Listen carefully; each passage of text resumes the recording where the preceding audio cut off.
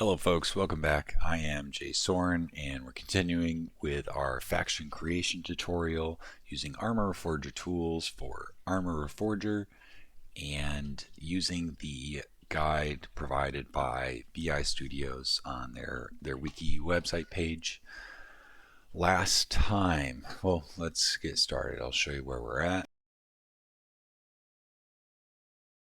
So coming back, again, the usual spiel. If you haven't watched the previous videos or you're not sure, you kind of stumbled across this is part of a series where we're going through this tutorial. It takes quite a bit of time, but if you want to know how to edit your factions in Arma Reforger or create a new one, this is my guide on walking through the tutorials, adding and some additional info and details that are not provided in the tutorial, and also showing how I'm doing my own mods. So I'm doing this not with the items that are provided by BI, but I'm doing it with my own faction mods and different stuff I've put together.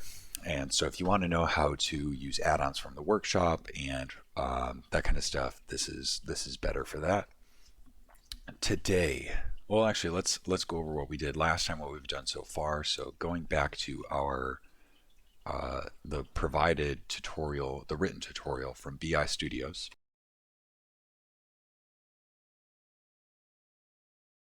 We are doing the faction creation. They got the structure. We have already done, we went over how to create prefabs for worn materials. We didn't do that. I'm using my own. We are preparing the base character. We've already prepared the base character.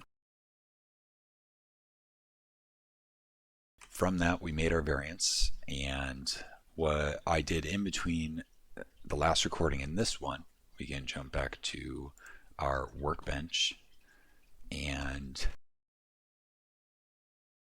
in my factions, you'll be able to see the characters that I made. I went through and finished what we were doing.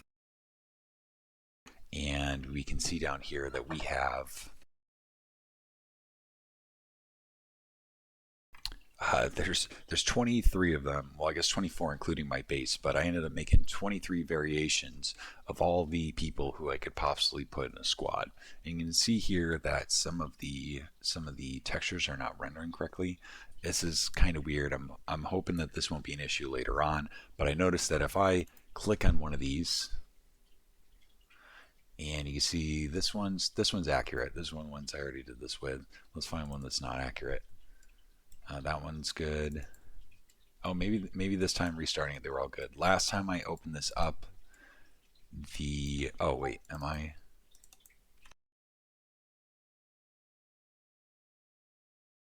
There we go.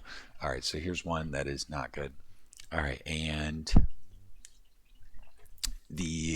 all right, so you can see that the texture isn't working right for this. I don't know why this does this. I'm going to save all. I'm going to exit out. Start again. Open my project back up.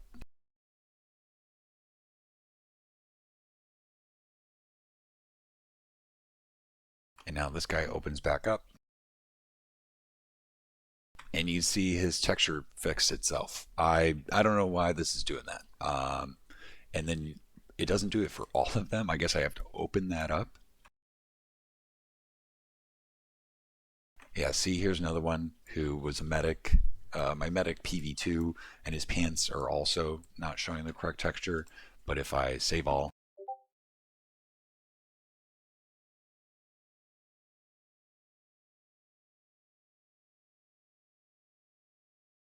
open my faction mod back up.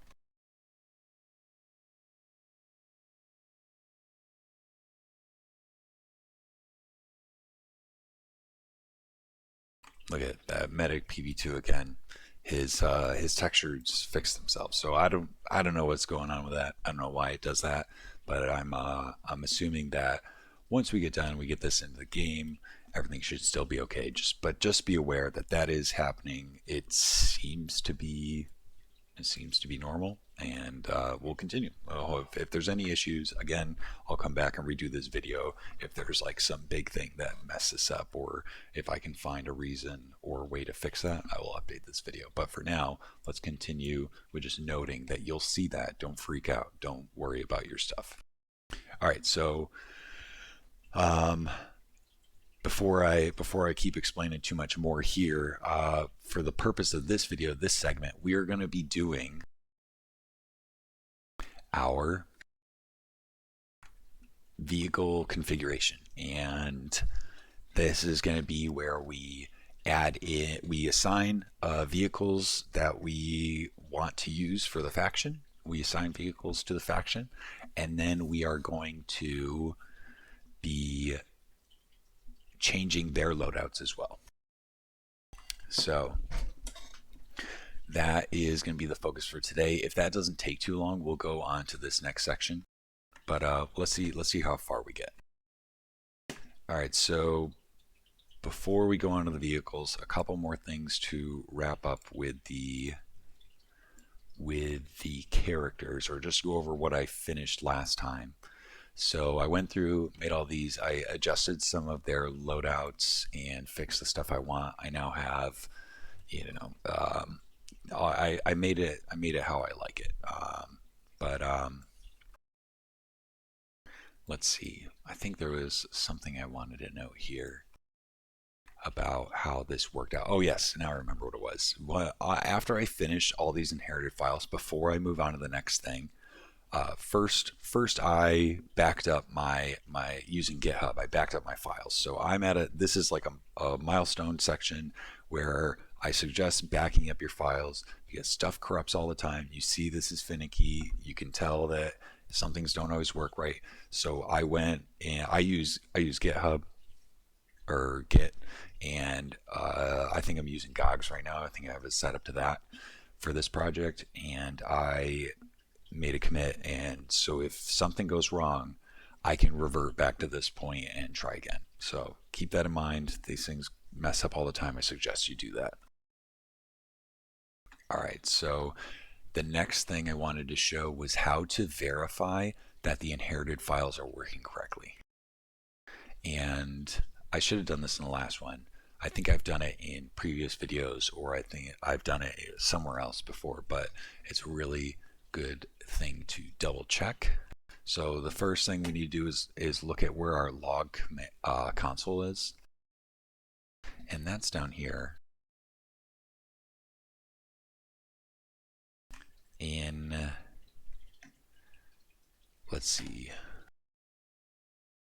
yeah, there we go. So if you don't see this log console down here, or you accidentally click out of it, you can go to Window, and log console is a check mark here to have it on. I can turn it off and turn it back on. It brings it back up, or you can press F1.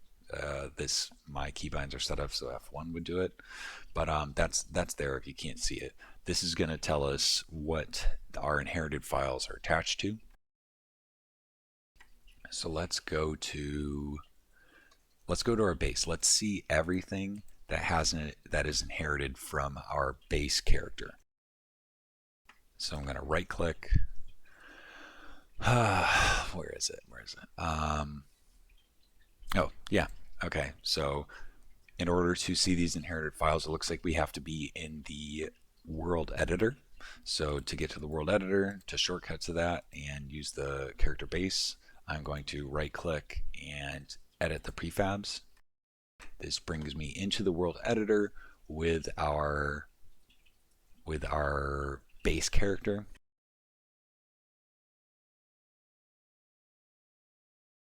I'm going to right click on my hierarchy item and find prefab in library. That brings me here, where now I can right click and find inherited files.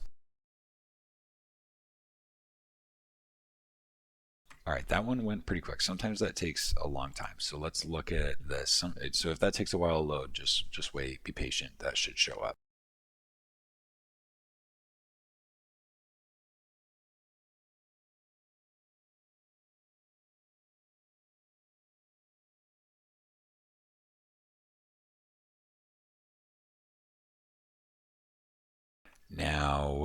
let's look at after selecting that find inherited files, we can see here searching for references for the my US 101st base, and this is saying we're going to look for all of the files that are inherited from this.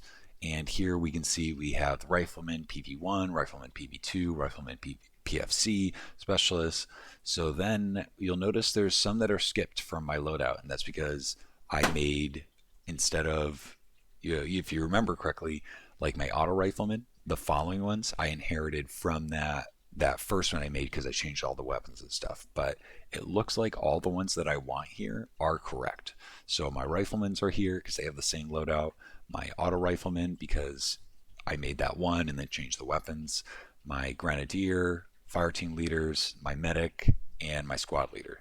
And the Medics, the following ones, and all the other ones that you're not seeing here are because I inherited from those files because there were a bunch of changes to their loadout. And so that's normal. And so we verified that all the ones that are inherited are set up correctly. If they weren't, I would have to go, just go back, redo it, make sure you click the right buttons. I often click the wrong thing, kind of forget something, so that's why I go back and check these all the time. It's really easy to forget, and then that causes issues later on. So double check your work. Let's go to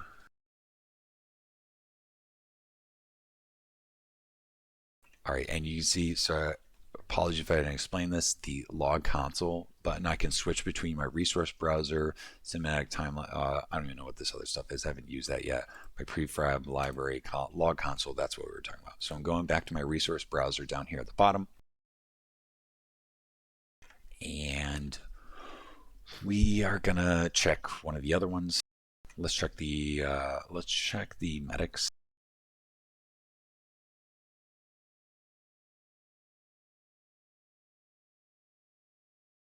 So I made all my medics from the medic PV1, and let's find inherited files. All right, that already loaded. That was really quick. So now we can look, searching for references for medic PV1. You can see all the PV, all of the different ranks and variations for the medic I made. So those are there. All right, and let's now that we see how that works, how you can check that, that's all I wanted to note on. That's the last of the characters and variants faction, and will also be useful, and this is how you check it if you do the same thing or have a bunch of variations of your vehicles. So it still applies here. It applies to all these different spots. And let's now go back to our guide. So creating vehicle variants. Let's see if there's anything here I need to read out or note.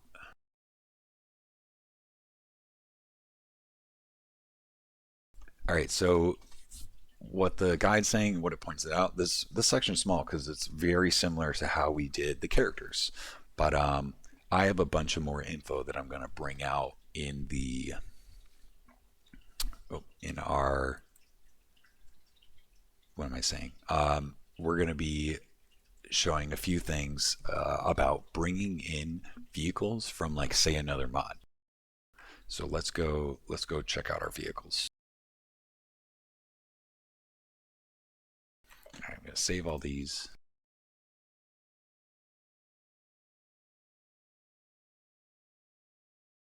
All right, so I have all of the files, or I guess all the projects that I've made my current project dependent on here. And one of the reasons I'm doing this is because I don't want everything in one big project. I think it's going to be better to have this broken up into modular pieces that can be changed and updated, but that means we have to do it correctly, and I'm going to try to make everything the same.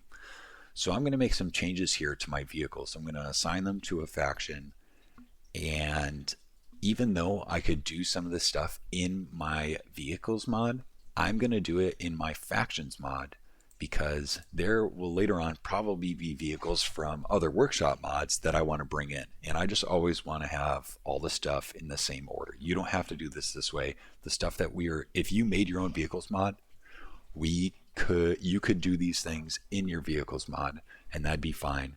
But if you say downloaded some cool vehicle from the workshop, you're not going to be able to edit that. So we're going to treat my mod as if it was a mod from the workshop that we didn't have permission to edit. And I think it's going to be best to make those changes here in our faction mod. So let's look at one of the vehicles.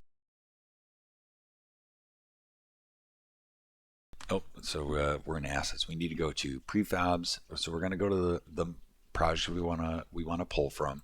We want to pull from this MilSim vehicles mod. We're going to go to prefabs, vehicles, wheeled, and let's start with one of our Humvees. Let's start with our tan unarmed Humvee. Now here, let's see if we can edit the prefab. Now, because this is my mod, I have permissions to edit this. It looks like I could edit this as I wanted here. But the thing to note, oh, is that interesting? I feel like that, I might have to go back and look at this. I feel like that turret looks kind of weird, how that is sitting there. I might go back and look at those and update those textures. Anyways, not to dive into that too much. Let's go back to the workbench. So normally, if you got this mod from the workshop, there would be a little lock emblem here. Kind of same thing that if we're going to go to our base game model and look at so prefabs, vehicles, wheeled, BTR, sure, this one's fine. To make our point, you can see the BTR 70 here, we have the little lock emblem, just signifying that, hey, this is not yours, you can't like change some things in it, and we would have to do an override. So we're gonna treat my mod as if it is one of these workshop mods that I can't edit, and we're gonna do an override rather than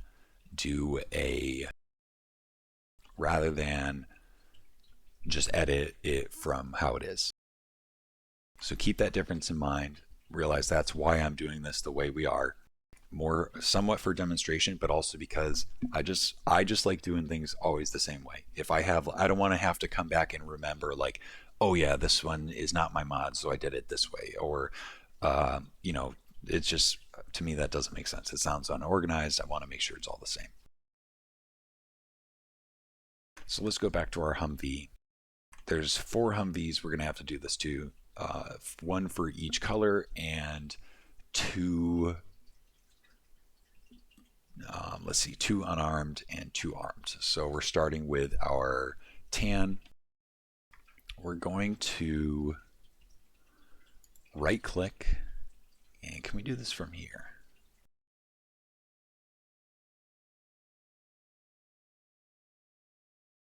Yeah, so I'm going to right click on this, I'm going to select it, right click, and I'm going to override in 101st MilSim factions. Now the difference here, now you see it has this little puzzle piece. This is important because in my faction mod, I didn't actually set it up to be assigned anywhere. If you downloaded, in my vehicles mod, I didn't assign it to be downloaded anywhere. I pretty much did the exact same thing that we did in our vehicle tutorial mod. And this is just in the files now. If you downloaded just my vehicles mod, it's not going to do anything. You're not going to have them accessible. It's not going to show up in the editor or in the game master. You don't have an option to put it down.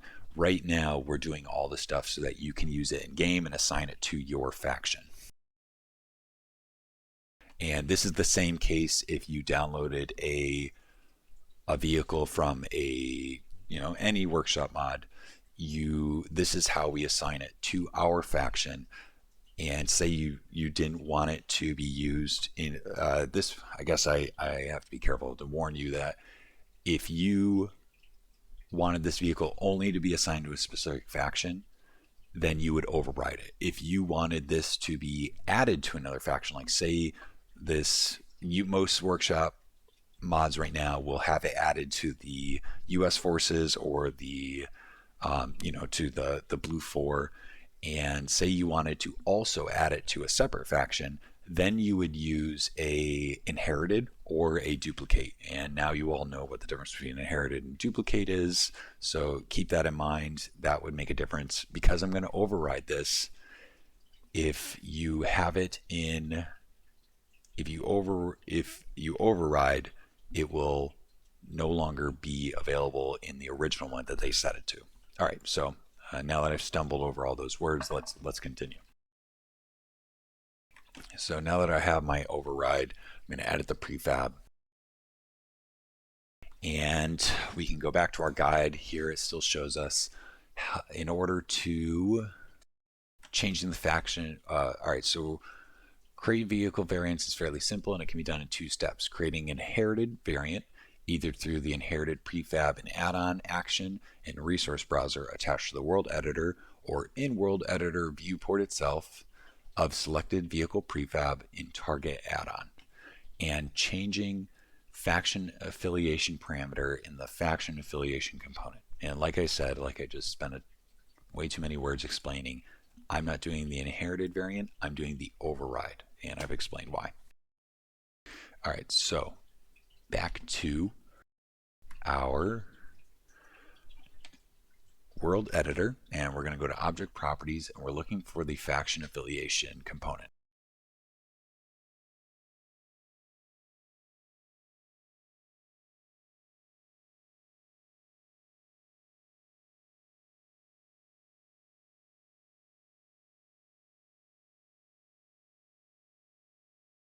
Oh, there you go.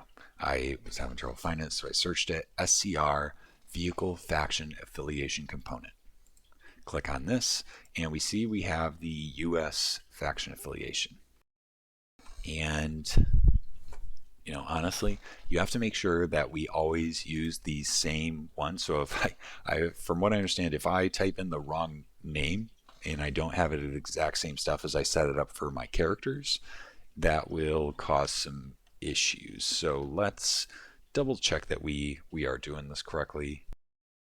I'm going to go to my base character. I'm going to edit this prefab. I'm going to double check what I set these ones to.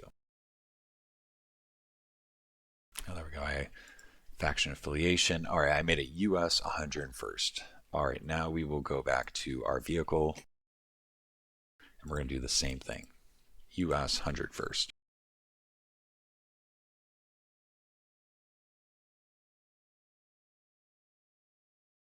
And I am going to file.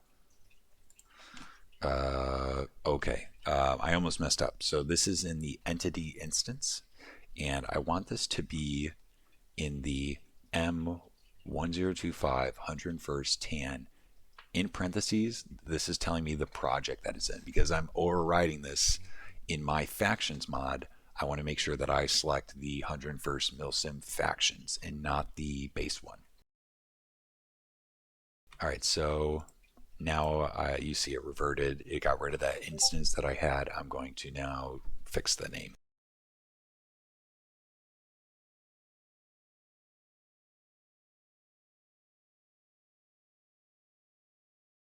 All right, there we go. All right, so now that's updated the faction affiliation for this one vehicle.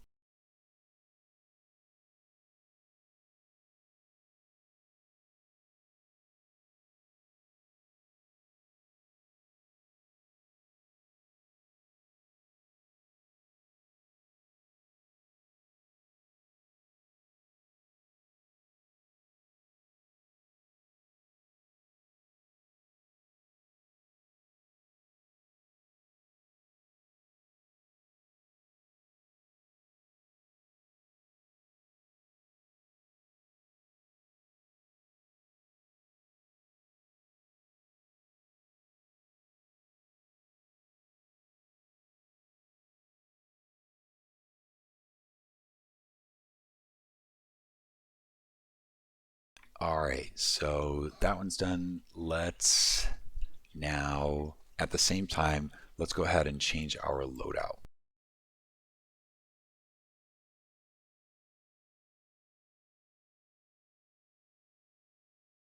So in order to change our loadout now, we're going to go to SCR, Vehicle Inventory Storage Manager Component. And here I'm going to click the plus. So there's only one. So if you remember with our characters, we had a bunch of different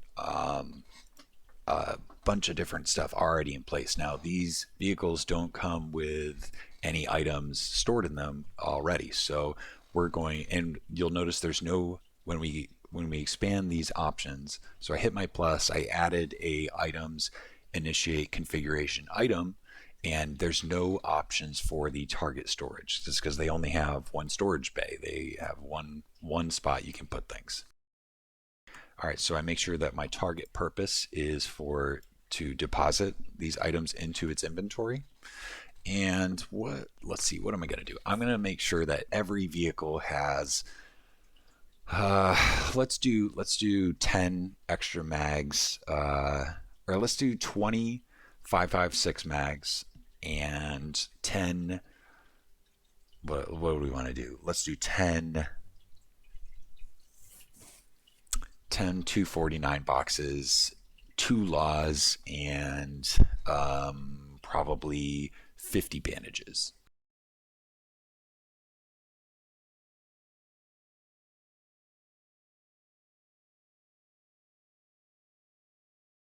All right, so now I have to go find those items I want to put in here.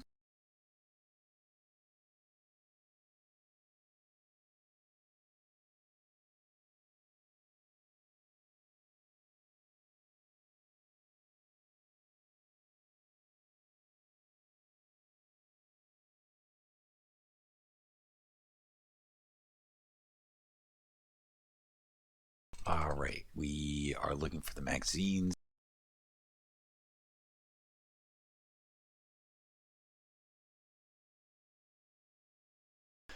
No, not the AK. We want the 5.56 Stanag 30 round ball, not the base. Make sure you don't use the base.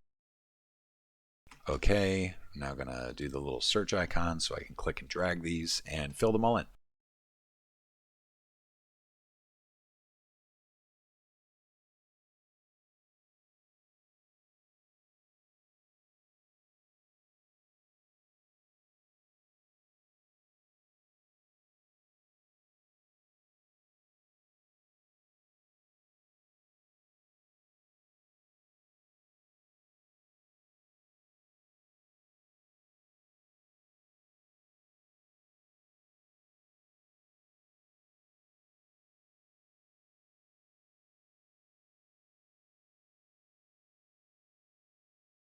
All right, I am not sure what's going on here. I guess I can only have 18 items.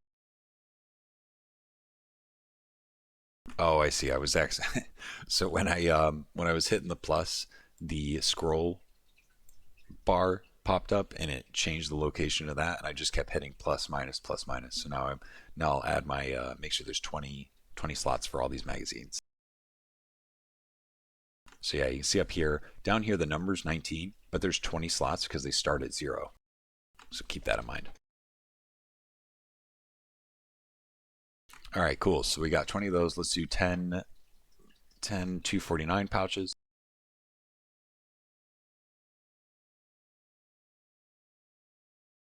So if you had a squad, that'd be 5 extra bags for each one.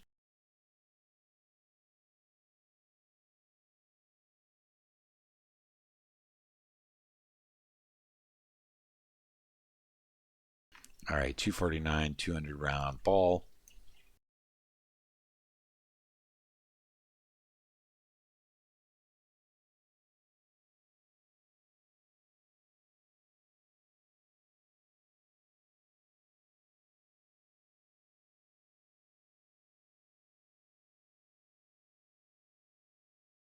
All right, and that's 30 items. Let's see, what else did we want to add in? I didn't think about this, but I'll want I'll want 40 mics for our grenadiers. So let's do an additional. Oh geez, how many should we do? Let's do just 10 and 10 HEDP.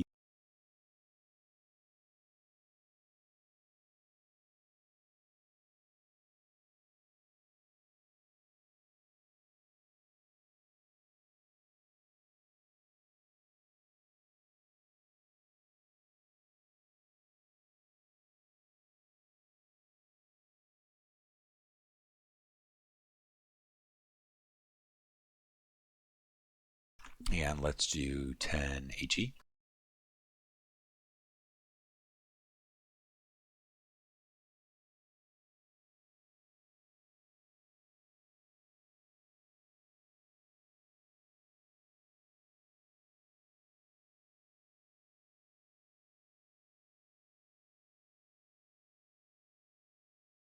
All right, and now let's add. What else are we missing? We need bandages.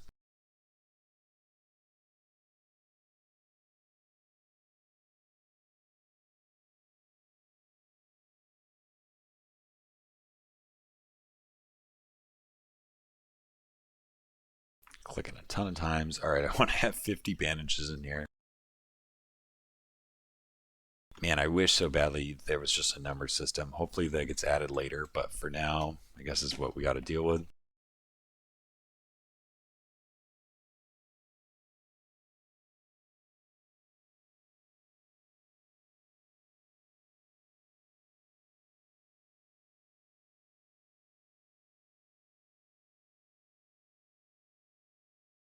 Painstakingly slowly fill this out.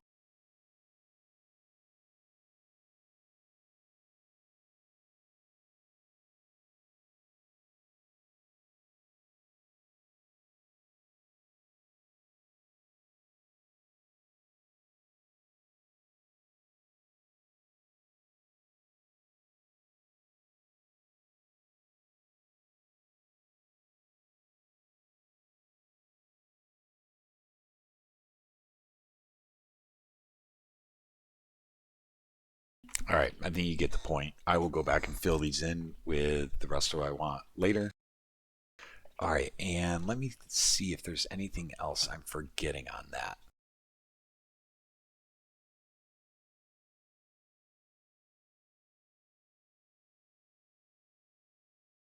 No, I think that's it. All right, so I will go through and do all of these things myself on my own to finish this up before the next section. But you get the idea. So that's how we change this. So now I need to file, save, prefab with options.